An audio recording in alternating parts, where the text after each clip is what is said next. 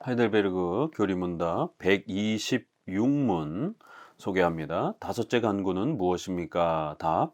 우리가 우리에게 죄 지은 자를 사하여 준 것 같이 우리 죄를 사하여 주옵시고인데 이는 주의 은혜의 증거가 우리에게 있사오니 우리 이웃을 진심으로 용서하기로 굳게 결심하는 것처럼 그리스도의 피를 보고서 불쌍한 죄인인 우리의 허물과 언제나 우리에게 붙어 있는 악들을 우리에게 돌리지 마옵소서라는 것입니다. 다섯 번째 간구가 주기도문에서 제일 어려운 그런 표현으로 구성되어 있습니다. 특별히 우리가 우리에게 잘못한 사람들의 많은 그러한 잘못들을 우리가 많이 용서해 주는 것처럼 이렇게 표현되어 있기 때문에 마치 우리가 선행을 많이 하는 것처럼 것에 의하여서 우리를 용서해 주세요. 우리가 선행을 많이 했으니까 우리도 용서받기를 원합니다. 이렇게 해서 마치 공로주의를 가르치는 것처럼 이 표현이 그렇게 자칫 또 그렇게 신임 협력주의자들에 의해서 알미니안주의자들에 의해서 로마 카톨릭에 의해서 이 구절을 공로주의를 가르치는 그런 근거로 많이 곡해되고 또 잘못 해석되었습니다.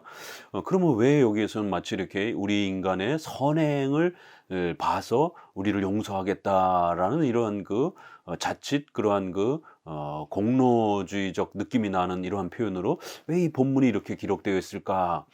그래서 성경에는 특별히 성도들의 선행과 성화의 그러한 열매를 보고 마치 하나님께서 우리에게 용서를 하시는 것처럼 우리가 하나님 앞에 이렇게 구원의 이런 혜택을 받는 것처럼 선행의 이러한 조건으로 뭔가 주어지는 것처럼 이렇게 표현되어 있는 구절들이 있습니다. 이러한 구절들을 우리가 어떻게 읽어내야 될 것인가? 왜 성경은 이렇게 공로주의의 느낌이 나는 이러한 조건문의 형태를 표현하고 있는가? 이것을 우리가 좀 더 충분히 잘 이해하면서 이 주기도문의 의도를 읽어내야 됩니다. 이것은 결과를 원인처럼 설명하는 역설적 그러한 표현법입니다.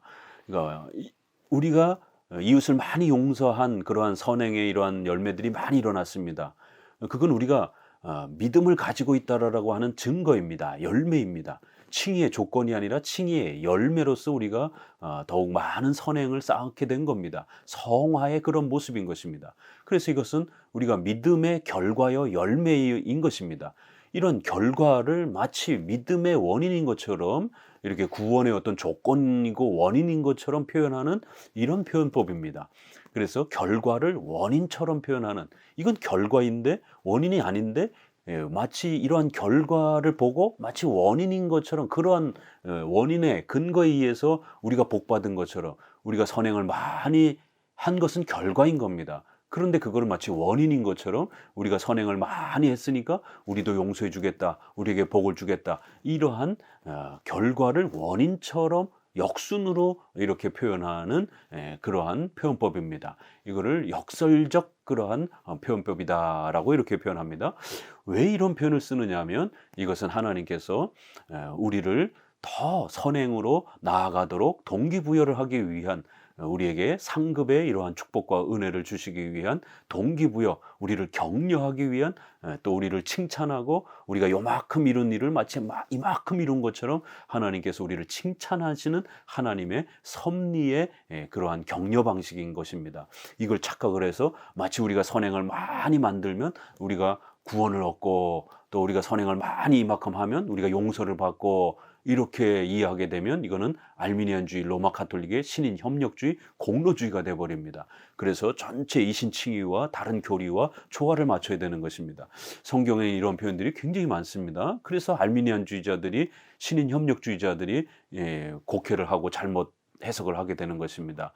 성경 전체 교리를 맞추게 되면 분명히 성경은 오직 은혜로 모든 것은 하나님의 절대 주권으로 이루어진다라는 걸 분명히 강조하면서도 또 하나님께서는 우리를 칭찬해 주기 위해서, 우리를 격려하기 위해서, 우리가 더욱 성화에 열심을 내도록 격려하기 위해서 이렇게 칭찬해 주실 때 이렇게 어마어마하게 칭찬해 주는 거예요. 마치 우리의 선행 때문에 우리가 열심히 해서 마치 믿음이 주어진 것처럼, 우리가 마치 열심히 해서 용서를 받은 것처럼, 우리가 구원을 획득한 것처럼 이렇게 엄청난 방식으로 우리를 칭찬해 주시는 것입니다. 이렇게 하나님의 칭찬의 방식인 겁니다. 하나님께서는 이렇게 표현하면 인간이 이거를 공로주의로 써먹을 걸 분명히 아십니다. 그럼에도 불구하고 이렇게 어마어마한 칭찬을 해주는 겁니다. 예수님도 너의 믿음 때문에 너희가 구원을 받았다, 이런 표현들이 복음서에 굉장히 많습니다. 그 믿음은 하나님이 주신 선물입니다. 하나님의 절대 주권을 통해서 주시는 불가항력적인 인간의 이러한 공로가 보태진 게 아닙니다. 그럼에도 그걸 칭찬할 때 내 믿음이 너를 구원하였도다, 이렇게 하나님이 주시는 구원인데도 불구하고 그의 믿음의 결단과 용기와 헌신을 아주 높이 칭찬해 주시는 그런 방식으로 내 믿음이 너를 구원한 원인처럼 이렇게 설명해 주시는 거예요. 그건 결과인데 원인처럼 이렇게 칭찬해 주는 겁니다. 그래서 하나님이 우리를 높이 칭찬해 주고 우리를 격려하는 방식이지, 이거 자체가 마치 우리의 선행과 용서와 사랑이 우리의 구원의 공로와 근거가 되는 것처럼, 원인이 되는 것처럼 이렇게 해석하면 큰일 나는 겁니다. 그래서 여기에서도 우리가 많이 용서해 준 것 같이 이런 열매를 보니까 우리가 하나님 앞에서 더 믿음이 자라고 있다라는 거, 거룩함으로 성장하고 있다라는 거를 우리는 더 용기를 갖게 되는 겁니다. 그러니까 더욱 우리는 열심을 내어서 우리의 죄와 싸워가면서 또 우리가 더욱 선행에 또 이러한 부분에 있어서 최선을 다하면서 그렇게 기독교 윤리를 실천하며 살으라는 것이에요. 그러니까 우리의 기독교 윤리와 성화에 대한 그러한 촉구를 하기 위해서, 격려하기 위해서 우리가 이렇게 우리에게 빚진 자들, 우리에게 잘못한 자들을 우리가 많이 용서한 이런 모습을 보니까 우리가 하나님 앞에서 얼마나 많이 성장했는지, 그렇기 때문에 너희들도 더 많이 용서받고 너희들도 더 많이 성장하면서 성화의 풍요로움들을 많이 누릴 것이다라고 하는 이러한 격려와 칭찬의 방식인 것입니다. 그러나 그러면 분명히 이렇게 표현하면서도 이 표현의 기초는 그리스도의 피를 보시고 불쌍한 죄인인 우리의 허물과 이런 모든 부분들을 우리에게 돌리지 마옵시고 하나님의 온전한 은혜로 우리를 용서해 달라고 하는 의미가 여기에 함께 포함이 된 것이다 라고 이렇게 분명히 설명해 주고 있는 겁니다. 그리스도의 피를 보시고 용서하는 것이지 우리의 선행의 공로를 보고 용서하는 게 아닙니다. 그래서 마치 자칫 잘못 읽으면 우리의 공로를 보고 우리를 용서해 주세요 라고 이렇게 표현되어 있는 것처럼 보여지지만 이것은 주의 은혜의 열매, 칭의의 열매인 성화, 증거와 열매가 우리에게 이렇게 충만하게 있다, 이런 증거와 열매의 개념이라는 거예요. 우리의 이웃을 진심으로 용서하기로 굳게 결심하는 것처럼, 그래서 이러한 증거와 열매들을 우리가 더 많이 또 이렇게 깨닫고 배우면서 우리가 하나님 안에서 날마다 자라가고 있다라는 용기와 소망을 가지라는 것이에요. 그래서 우리가 하나님 앞에 더 용서되어지고 우리가 하나님 앞에 더 성장되어지고 하나님 앞에 더 큰 상급을 받을 것이다라고 하는 그런 성화의 이러한 격려와 촉구라는 겁니다. 그러나 이것도 결국 우리의 공로가 아니라 오직 예수 그리스도의 피를 보시고 불쌍한 우리 죄인들을 용서하시고 또 그렇게 힘을 주옵소서라는 그러한 또 오직 하나님의 은혜에 대한 또 이러한 의미가 또 담겨 있는 그런 표현이라는 겁니다. 이 간구는 교회가 자신의 죄를 시인하고 탄식하는 하나의 놀라운 자유로운 고백이요, 동시에 교회가 그리스도의 약속에 따라 죄사함을 얻으리라는 하나의 위로요, 또한 우리로 하여금 이웃을 용서하도록 만드는 것이다 라고 지적합니다. 이렇게 우리 자신이 더욱 우리의 죄를 반성하고 또 오직 예수 그리스도의 약속과 은혜를 따라 죄사함에 대한 또 이런 용기를 또 가지면서 더 많이 우리 이웃들을 용서하고 또 우리 기독교 윤리를 우리 성도들이 성화 속에서 실천해 가도록 또 그렇게 격려하기 위한 또 그러한 방식으로 표현된 것이다 라고 이렇게 소개합니다. 첫째, 빚이란 무엇인가? 우리 한글 개역에서는 또 이렇게 우리에게 죄 지은 자 이렇게 표현되어 있는데, 이제 원문에는 빚, 채무 이런 형태라는 거예요. 여기에는 이제 여러 가지 죄들이 다 포함이 되고 또 일상생활적인 그러한 여러 가지 부분들까지 다 포함될 수 있다 이렇게 표현합니다. 두 번째 빚 혹은 죄를 용서한다는 것은 무엇인가? 빚쟁이가 빚진 자를 용서한다는 말은 그가 빚진 자에게 그 빚에 대해 아무런 요구도 형벌도 가하지 않고 마치 그 빚이 지불된 것처럼 장부를 깨끗이 정리해 준다라는 것이다. 이렇게 해서 이 다섯 번째는 죄의 용서를 간구하는 이제 그러한 기도 제목입니다. 그래서 우리 성도들이 열심히 성화의 이러한 삶 속에서 날마다 범죄하는 우리의 연약함들과 싸워가면서 또 끊임없이 우리가 죄의 용서함을 받으며 성장해 가도록 끊임없이 죄와 싸워가야 되는 이러한 또 기도 제목이 있다. 이것이 중요한 기도 제목이 되어야 된다라고 이렇게 소개를 합니다. 칭의에 있어서는 완전하지만 성화에 있어서는 우리가 아직 부활체를 받지 못했기 때문에 우리의 육체의 연약함 또 사탄이 아직 심판받기 전이기 때문에 사탄과 악한 영들의 죄의 유혹 이런 부분들이 여전히 또 이렇게 죄에 또 이러한 빠지는 성화와 관련된 그러한 죄의 유혹들이 남아있다라는 겁니다. 그래서 열심히 이러한 죄사함에 대한 성화의 성장을 위해서 늘 기도해야 된다라는 것입니다. 다시 한번 우리 죄가 용서받는 근거가 되는 공로는 우리의 것이 아니라 그리스도의 것이며 아버지께서 우리를 위하여 값없이 그를 보내사 우리 편에서의 개입이 전혀 없이 그가 우리를 위하여 이 죄사함을 위하여 공로를 세우셨고 그의 공로가 값없이 우리에게 전가되었다는 것이다.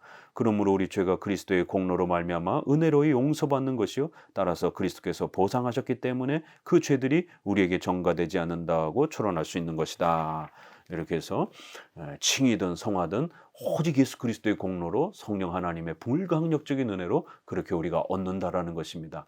그럼에도 불구하고 이렇게 또 성화와 관련에 있어서는 우리의 또 인격적 책임에 대한 부분들을 강조하기 위해서 우리가 더 열심히 또 죄와 싸워가고 또 상급을 바라보면서 더 많은 선행을 하도록 또 이렇게 격려의 칭찬의 방식으로 하나님께서 우리가 또 죄와 싸워가도록 또 그렇게 격려하시는 그런 표현이라는 겁니다.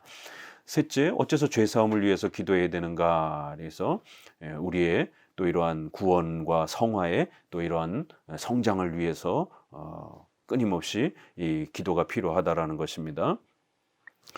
그래서 칭의와 관련해서는 우리가 완전한 거고 또 이 땅에서 신자들은 하나님의 자녀이지만 여전히 이렇게 성화 관련해서는 우리가 아직 생활 범죄와 자범죄의 이러한 또 윤리적 범죄들은 남아있다라는 겁니다. 중생한 자들에게도 계속해서 죄가 발견되기 때문이다. 하나님께서는 그 아들 안에서 죄사함을 받은 자들에게서 죄의 용서가 계속되게 하신다. 그러나 그는 우리가 날마다 이런 지속적인 용서를 사모한다는 조건으로 그렇게 하시는 것이다. 네 번째, 어떻게 해서 죄가 사해지는가 혹은 우리가 우리에게 빚진 자를 사하여 준 것 같이라는 문구가 무슨 의미인가? 이게 이제 가장 어려운 부분이죠. 바로 앞서서 설명드린 것처럼 이것은 하나님께 우리가 참된 믿음과 회개로 하나님께 나아가게 하기 위함이다. 이웃에 대한 사랑이 바로 참된 믿음과 회개의 증표인 것이다. 우리로 하여금 위로를 얻게 하기 위함이다. 또 우리의 죄의 용서에 대한 확신을 가질 수 있으며 여전히 우리 속에 갖가지 죄의 잔재들이 남아있지만 그럼에도 불구하고 하나님께서 우리를 받아주신다는 확신을 갖게 되는 것이다. 이렇게 해서 위로와 격려의 차원의 방식으로의 설명이라는 거예요. 여기서 같이 우리가 그렇게 우리에게 죄 지은 자를 용서해 준 것 같이 그래서 요 같이라는 이 부분의 요 단어를 접속사를 우리가 잘 이해해야 된다라는 겁니다. 이 가치라는 단어는 용서의 정도를 나타내거나 우리가 다른 이들에게 행하는 용서가 하나님께서 우리에게 베푸시는 용서와 동등하다는 것을 가르치는 것이 아니다. 이렇게 공로적으로 대등한 그런 개념이 아니라는 거예요. 좀 더 간단히 말해서 여기서는 정도를 따라서 비교하는 것이 아니라 진실과 사물의 실체를 따라서 비교하는 것이다. 그러므로 이 말씀의 의미는 하나님께서 우리의 죄를 완전하게 용서하시는 것처럼 우리도 이웃을 그렇게 참되고 분명하게 용서해야 한다는 것이다. 이렇게 공로적으로 우리가 이만큼 용서했으니까 하나님도 그만큼 비례해서 우리를 용서해 줄 거다라는 이런 공로주의적으로 뭔가 우리가 보태는 방식으로 신인 협력주의 정도 개념으로 그런 정도를 동등한 개념으로 이렇게 표현하는 표현법이 아니라 실체에 따라서 설명하는 것이다. 이렇게 조금 어려운 표현이지만 하나님께서 우리를 용서해 주시는 그 용서의 열매, 증거로서 우리도 하나님의 자녀로서 반드시 그렇게 살아야 되는 그러한 성화의 필요성과 목적에 대한 그러한 의미로서 설명해 주신 것이다라는 것이에요. 그래서 이렇게 하나님이 우리의 죄를 완전하게 용서하신 것처럼 우리도 그렇게 따라서 살아야 된다라고 하는 성화의 촉구와 그러한 또 열매로서의 그런 의미라는 것을 잘 구별해서 이해하면 된다라는 겁니다. 이것은 원인이 아닌 것을 원인으로 이렇게 설명하는 그런 표현법이다. 아까 말씀드린 것처럼 결과를 원인처럼 이렇게 표현하는 역설적 방법이라는 겁니다. 우리가 행하는 용서가 하나님의 용서하심을 위하여 공로를 쌓는다거나 그것이 원인이 되는 것이 아니다. 우리의 용서는 하나님께서 우리 죄를 용서하셨다는 하나의 논증이요 증거가 된다는 뜻이다. 이렇게 비록 완전하진 않으나 그럼에도 불구하고 진실하고 성실하게 다른 사람들을 용서했기 때문이다. 증거와 열매의 이러한 성격이다라고 이렇게 표현하고 있습니다. 꼭 주의해서 잘 이해하셔야 됩니다.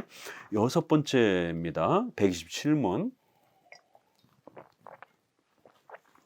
127문 여섯 번째 간구는 무엇입니까? 다 우리를 시험에 들게 하지 마옵시고 다만 악에서 구하시옵소서인데 이는 우리가 너무 연약하여 우리 자신만으로는 한순간도 설 수 없사오며 더욱이 우리의 철천지 원수인 마귀와 세상과 우리 자신의 육신이 끊임없이 우리를 공격하오니 주의 성령의 능력으로 우리를 보존하시고 강건케 하사 이 영적 전쟁에서 굴복하지 않고 마침내 완전한 승리를 얻기까지 언제나 강건하게 대항하게 하시옵소서라는 것입니다.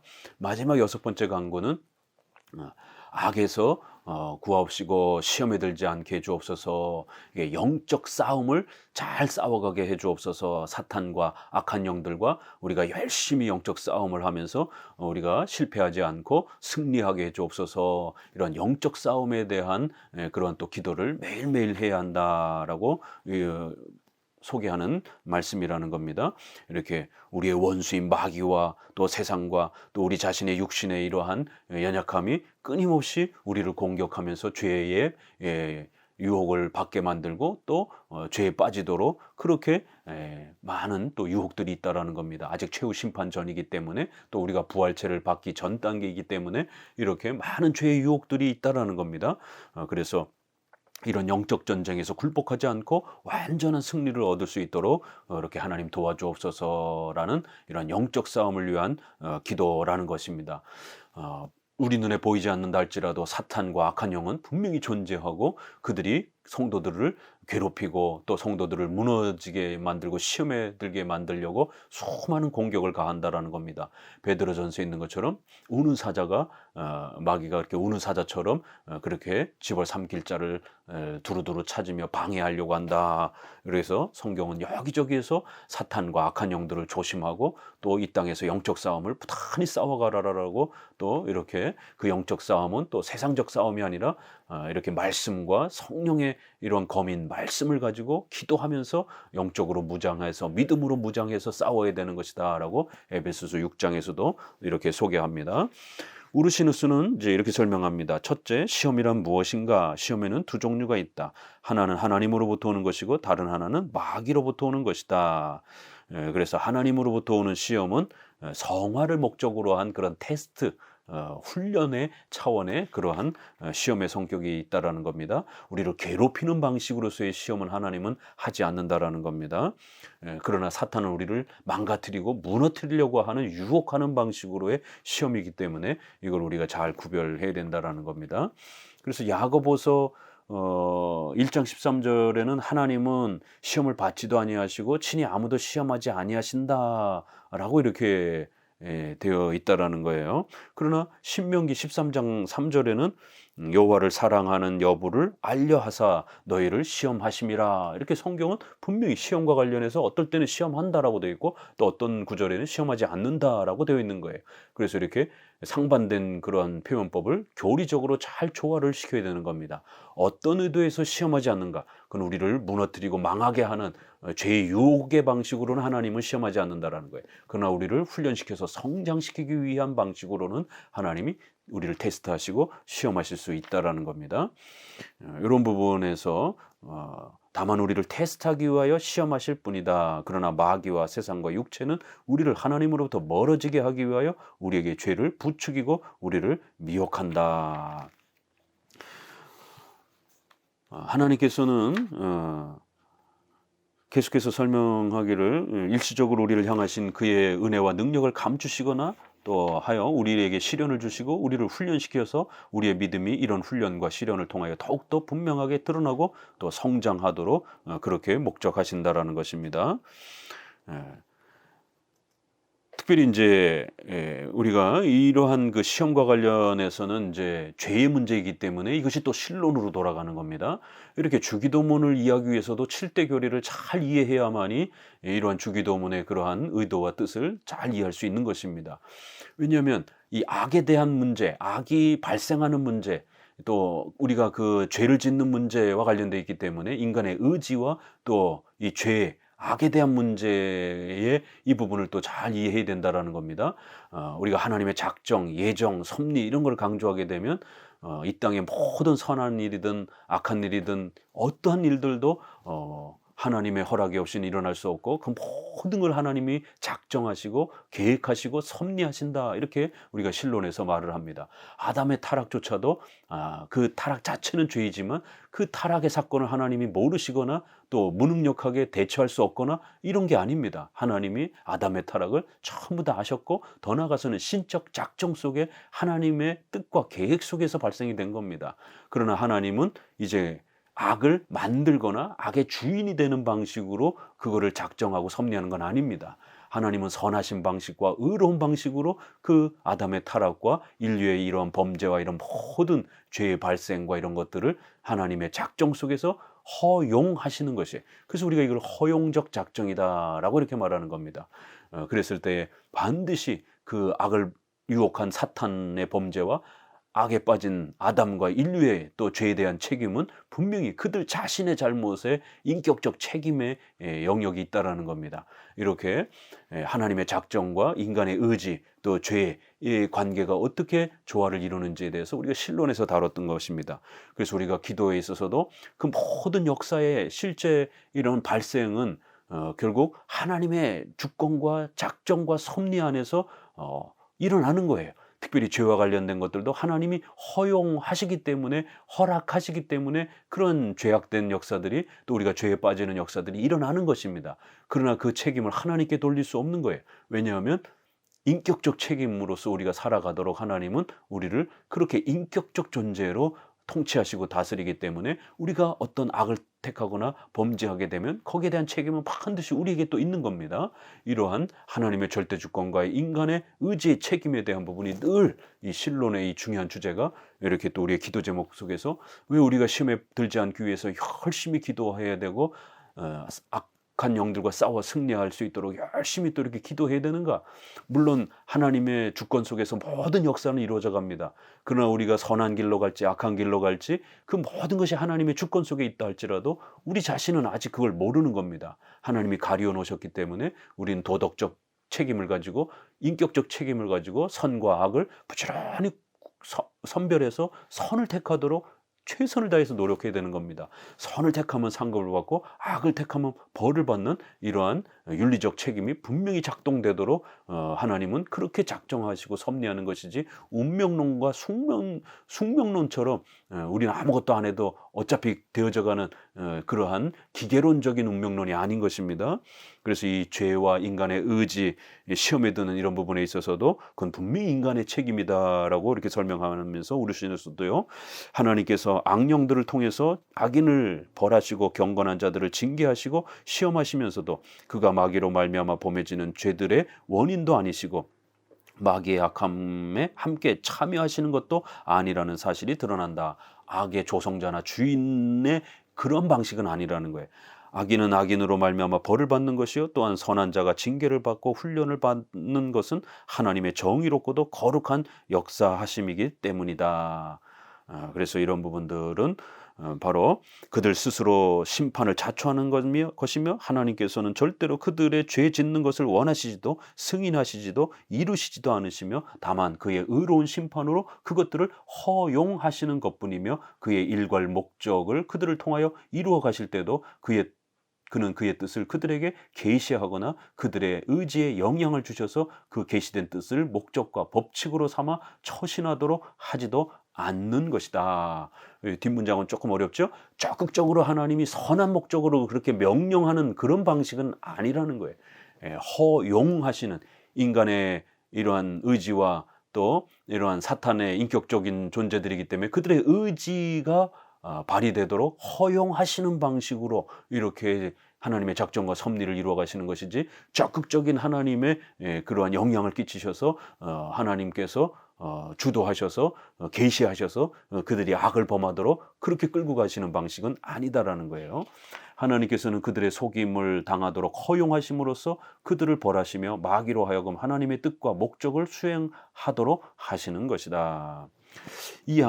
두 번째 시험에 들게 한다는 것은 무엇인가? 그래서 하나님께서는 우리를 시험으로 이끄시는 것으로 나타날 때 우리는 그것을 그가 그의 지극히 정의로우신 뜻과 판단에 따라 우리를 시험하시고 증명하시고자 하시는 것으로 이해한다.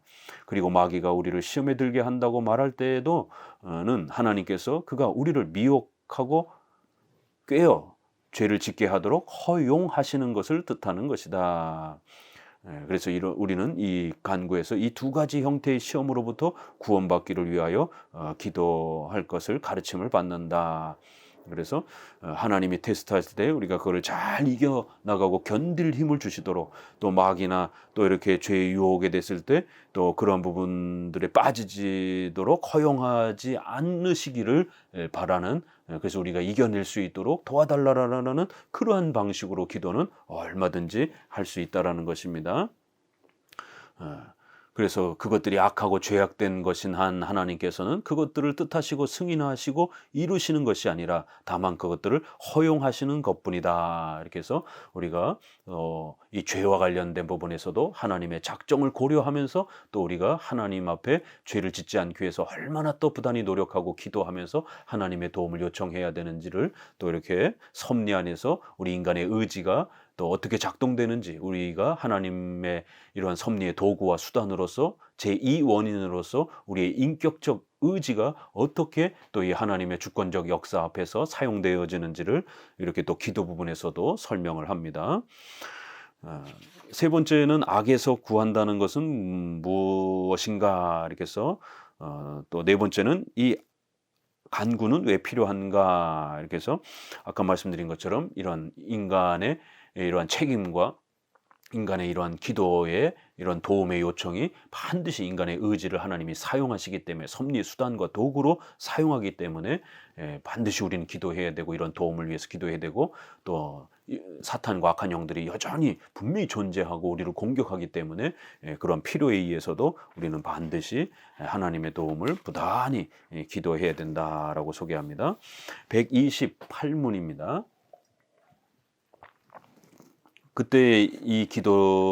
그대는 이 기도를 어떻게 결론짓습니까? 답, 나라와 권세와 영광이 아버지께 영원히 있사옵나이다로 결론짓는데 이는 우리가 이 모든 것을 주께 구하는 것은 주께서 우리의 왕으로서 만물을 다스리는 권세를 지니시고 우리에게 모든 선한 것들을 주실 수 있으며 또한 주기를 원하시기 때문이오니 우리가 아니라 오직 주의 거룩한 이름이 영원토록 영광을 받으시옵소서라는 것입니다.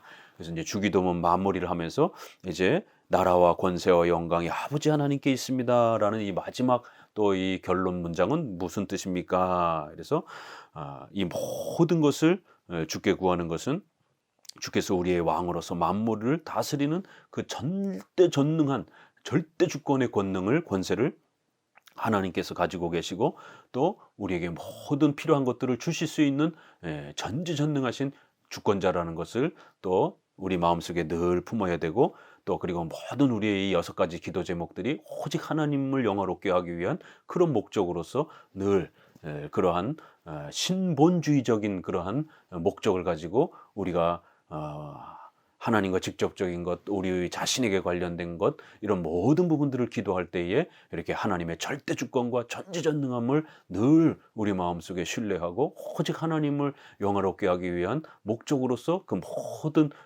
것을 사용하기 위한 그런 방식으로, 그러한 신앙의 정신으로 그렇게 기도해야 하는 겁니다. 이거 다시 한번 솔리데오 글로리아를 재차 강조하는 것입니다. 이 결론은 우리의 믿음을 확증하는 데 혹은 우리의 확신이 응답받는 데 기여한다. 그래서 바로 나라와 권세와 영광, 이거 다 이렇게 하나님의 절대 주권과 신본주의를 우리에게 가르치는 솔리데오 글로리아를 가르치는 아주 중요한 표현들이라는 겁니다. 우리의 기도가 이렇게 응답되리라는 확신을 가지고 우리의 필요와 또한 하나님의 선하심과 진실하심을 인정하고자 합니다. 그러므로 이 논지들을 우리의 기도에 덧붙이는 것은 하나님을 움직이고 그에게 영향을 주고자 함이 아니라, 이렇게 하나님을 우리 손에 쥐고 막 흔드는 것처럼, 우리가 하나님께 보탬을 공로적으로 주는 것처럼 이런 신인협력주의적으로 이렇게 생각하면 절대로 안 된다라는 겁니다. 이렇게 인본주의적 하나님의 이런 신관으로 접근하면 안 되고, 반드시 신본주의적인 하나님 절대 주권과 하나님 전지전능하심을 고백하는 그러한 신본주의적 관점으로 이렇게 늘 기도해야 된다는 겁니다. 다만 하나님께서 우리가 바라고 기도하는 바를 행하실 것임을 우리 스스로 확신하고 확증하기 위함인 것입니다. 이렇게 신본주의적 기도가 되어야 된다 라고 다시 한번 재차 강조합니다. 129문 아멘이라는 말은 무슨 뜻입니까? 답, 아멘이란 참으로 진정으로 그렇게 되리라는 뜻인데, 하나님께서는 이런 것들을 소원하여 하나님께 아뢰는 나의 마음의 느낌보다 더 확실하게 내 기도를 들으시기 때문입니다. 그래서 이런 모든 기도에 대해서 우리가 아멘으로 고백하는 것은 반드시 하나님께서 우리의 기도를 들어주시고 도와주실 것이다라고 하는 하나님에 대한 강력한 신뢰와 사랑의 이러한 또 확신의 마음을 또 우리가 잘 간직하면서 그렇게 기도해야 된다라고 가르치는 것이다라는 겁니다. 나의 마음의 느낌보다 이 신비주의나 경건주의는 자꾸 자기의 어떤 마음의 느낌을 가지고 응답을 받았느니 안 받았느니 이렇게 자꾸 판단하다 보니까 자꾸 황홀경이라든가 무슨 이상한 체험 쪽으로 나아가려고 이렇게 자꾸 애를 쓰는 겁니다. 우리 나의 마음의 어떤 느낌을 갖고 그 확신 여부를 판단하면 안 되고, 오직 하나님의 약속에 근거해서 바르게 우리가 기도했으면 약속하신 대로 채워주실 것이다라고 하는 하나님의 공적인 그러한 약속을 더 확신하면서 객관적으로 이렇게 공적으로 약속을 확신하면서 그렇게 우리는 열심히 기도해야 하는 겁니다 라는 그런 마지막 또 표현이라는 겁니다. 이렇게 우리의 기도가 응답되기를 바라는 참되고 간절한 마음, 우리의 확신에 또 확실한 고백, 또 혹은 우리 기도가 응답받으리라는 충만한 믿음에 또 이렇게 확증을, 우리 마음속에 확신을 가지고 늘 하나님께 기도하라는 겁니다. 불안한 마음에 또 불신 가운데서 그렇게 기도하면 응답이 되지 않는다라는 겁니다. 약속한 내용을 정확히 깨닫고 바르게 기도하면 반드시 하나님이 응답해 주실 거라고 하는 확신을 가지고 늘 용기를 갖고 기도하라는 것입니다. 이렇게 129문까지 하이델베르그 교리문답을 작성한 이 우르시누스가 직접 또 해설서를 쓴 우르시누스의 이 해설집을 통해서 여러분에게 하이델베르그 교리문답을 소개했습니다. 반드시 열심히 이러한 하이델베르그 교리문답, 소요리문답을 열심히 공부해서 성경의 핵심 체계와 교리 체계를 정확하게 깨닫고 구축하여 성경을 읽어가는 데에 중요한 나침판과 또 이렇게 길잡이로서 안경으로서 이 교리문답을 부지런히 사용하시기를, 그래서 성경의 전문가가 되시기를 다시 한번 권면을 드립니다. 그동안 수고하셨습니다. 감사합니다.